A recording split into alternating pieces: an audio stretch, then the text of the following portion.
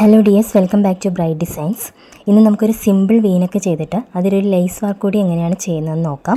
ഞാൻ lining ക്ലോത്തിലാണ് neck draw ചെയ്തിരിക്കുന്നത്. അപ്പോൾ നമുക്ക് ഇത് കട്ട് ചെയ്തെടുക്കാം. അപ്പോൾ ഇതാണ് ഷേപ്പ്. ഇനി ലൈനിങ് ക്ലോത്ത് മെയിൻ ക്ലോത്തിൻ്റെ മുകളിലേക്ക് വെച്ചിട്ട് സ്റ്റിച്ച് ചെയ്ത് മറിച്ചെടുക്കുകയാണ് ചെയ്യുന്നത്. 4 വശത്തും ക്ലോത്ത് പിൻ ചെയ്ത് കൊടുക്കണം. അതിനുശേഷം ഞാനിവിടെ തയ്ക്കേണ്ട സ്റ്റിച്ച് വിഡ്ത്ത് മാർക്ക് ചെയ്ത് കൊടുത്തിട്ടുണ്ട്. അതിൽ കൂടെ സ്റ്റിച്ച് ചെയ്തെടുക്കാം. കഴിഞ്ഞ വീഡിയോയിൽ ഞാൻ കാണിച്ച ആലിയ കട്ട് മോഡലിൻ്റെ നെക്കാണിപ്പോൾ ചെയ്യുന്നത്. ഇതുപോലെ മെയിൻ ക്ലോത്തിൻ്റെ മുകളിൽ വെച്ച് പിൻ ചെയ്ത് കൊടുത്തിരിക്കുകയാണ്. ഇനി സാധാരണ നെക്ക് സ്റ്റിച്ച് ചെയ്യുന്ന പോലെ തന്നെ ചെയ്തിട്ട് മറിച്ചെടുക്കാം. ഇപ്പോൾ ഞാൻ നെക്ക് സ്റ്റിച്ച് ചെയ്ത് മറിച്ചെടുത്തിട്ടുണ്ട്. ഇതാണ് നെക്കിൻ്റെ ഷേപ്പ് വരുന്നത്.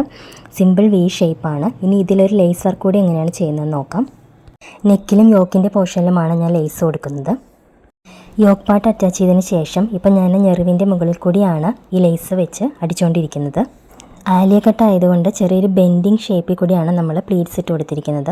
അപ്പോൾ അതേ ഷേപ്പിൽ കൂടി തന്നെ വേണം ഈ ലേസും വെച്ച് കൊടുക്കാൻ. ഈ അറ്റത്തെത്തുന്നതിന് ഒരു 1 ഇഞ്ച് ഗ്യാപ്പ് വിട്ട് വേണമെങ്കിൽ നിർത്താവുന്നതാണ്. കാരണം നമുക്കവിടെ ജോയിൻ ചെയ്ത് പോകേണ്ട പോർഷനാണ്. ഇപ്പം ഞാൻ നെക്കിലും യോക്കിൻ്റെ ആ പോർഷനിലുമാണ് വെച്ച് കൊടുത്തിരിക്കുന്നത്. അപ്പോൾ അല്പം ലേസ് കൂടി ബാക്കിയുണ്ട്. അപ്പോൾ ഞാനത് ഇതുപോലെ ഈ നെക്കിന് താഴേക്ക് വെച്ച് കൊടുക്കുന്നുണ്ട്. ഇങ്ങനെ വെച്ചിട്ട് സ്റ്റിച്ച് ചെയ്തെടുക്കാം. ബാക്കിയുള്ള ഭാഗം കട്ട് ചെയ്ത് മാറ്റാം.